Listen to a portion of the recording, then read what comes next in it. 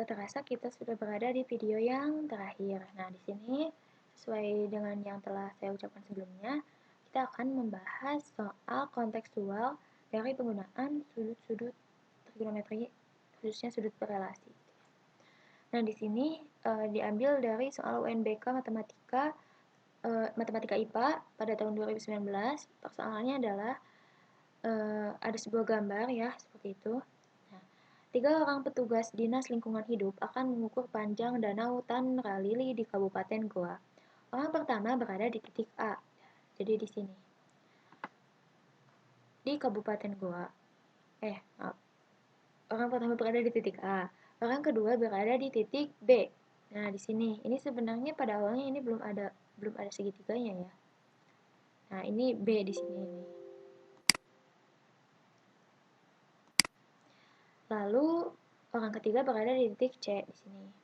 Ketiga petugas tersebut mengukur panjang Danau Tan Ralili dengan bantuan drone.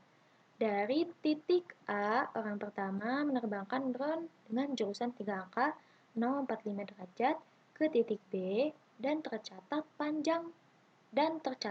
drone terbang selama 15 menit dengan kecepatan 0,2 km per jam.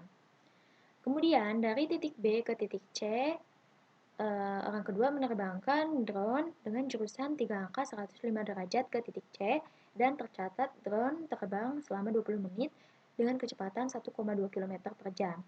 Jika P adalah jarak titik A ke titik C, jadi P itu adalah ini.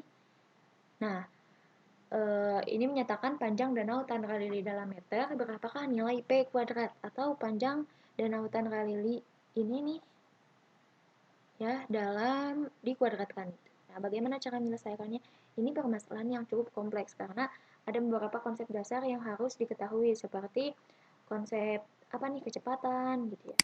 Terus nanti apa rumus yang bakal digunakan gitu. Tapi pada dasarnya di sini ada konsep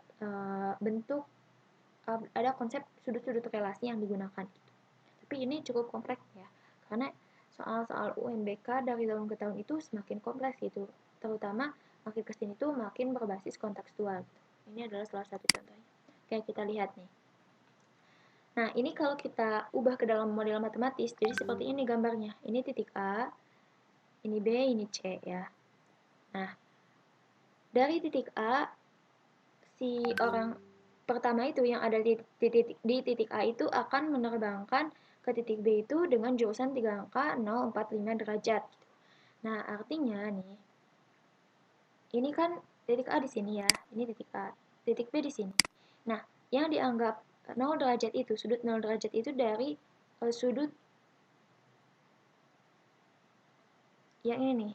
Nah, yang ini 0 derajat, atau ini ya, ini juga bisa nih ketika ditarik garis lurus itu, ini tuh 0 derajatnya ke sini. Dan, nah pokoknya mah, ini ya diambil titik, titik tegaknya. Nah, dari titik tegak ke sini itu harus 45 derajat, itulah intinya ya. Dari titik tegak ini tuh harus 45 derajat ke arah titik B. Nah, berarti artinya ini ke sini 45 derajat. Lalu dari titik B itu ke titik C itu 105 derajat. Berarti kan kalau 90 derajat ke sini ya. Berarti ini ke sini. Jadi pada dasarnya soal yang tadi itu sebenarnya ini tuh belum ada gitu, belum ada gambaran seperti ini, titik A di mana, titik B di mana gitu. Ya, ini hanya gambaran awalnya paling ada di titik A-nya itu di sini misal. Berarti titik B harus di mana gitu. Nah, ini harus dikonstruk sendiri oleh kita yang akan menyelesaikannya gitu. Berarti titik C itu berarti tinggal ini ke sini 90 derajat, berarti kira-kira ke arah sini ditambah 15 derajat. Berarti di sini titik C. Jadi yang dicari itu panjang ini dikuadratkan, ya kan? Terus yang diketahui lagi adalah bahwa kecepatan dari A ke B itu adalah 1,2 km per jam. Artinya, kita akan mencari jarak dari titik A ke B itu berapa dengan menggunakan konsep tadi, konsep kecepatan. Kalau kecepatan itu kan jarak dibagi, bukan jarak, perpindahan ya, perpindahan dibagi waktu. Nah, perpindahan dari titik A ke B atau panjang dari AB gitu ya, dalam konteks ini adalah berarti panjangnya itu, AB itu akan dicari gitu. Dimana dari A ke B itu kan tadi itu selama 15 menit ya kalau Ya, 15 menit, artinya berarti 1/4 jam. Gitu. Karena kecepatannya adalah 1,2 km per jam, kita gunakan ini, rumus ini ya, kecepatan sama dengan perpindahan dibagi waktu, jarak dibagi waktu, ya, berarti 1,2 km per jam sama dengan AB per 1/4 jam. Nah, maka diperoleh AB itu adalah 0,3 km ternyata. Nah, lalu dengan konsep yang sama juga kita cari panjang BC. Sehingga diperoleh panjang BC itu ternyata adalah 0,4 km. Ini perhitungannya seperti biasa, tinggal substitusi dan dicari nilai AB sama BC-nya. Gitu. Nah, setelah itu untuk mencari panjang AC, nah di sini kita harus memikirkan di sini memakai konsep apa gitu. Nah, karena di sini diketahui dua sisinya ya, panjang dua sisi diketahui, dan panjang sudut ini kan berarti diketahui ya, karena tadi dari sini ke sini 45 berarti sesuai dengan apa teorema apa sih yang dalam garis itu ya, bahwa sudut yang berseberangan ya, berarti ini berseberangan itu sama, berarti segini 45. Terus karena ini segini 15, berarti kita tarik garis lurus supaya ini jadi 90, maka di sini 75. Artinya diketahui panjang dua garis dan sudut yang diapitnya. Jadi diketahui satu sudut dan juga sisi yang mengapitnya, panjang sisi yang mengapitnya. Karena itulah kita bisa menggunakan aturan kosinus. Karena yang diketahuinya itu adalah panjang sisi ini sama sudut yang diapit oleh kedua sisi tersebut. Maka kita dapat gunakan aturan kosinus.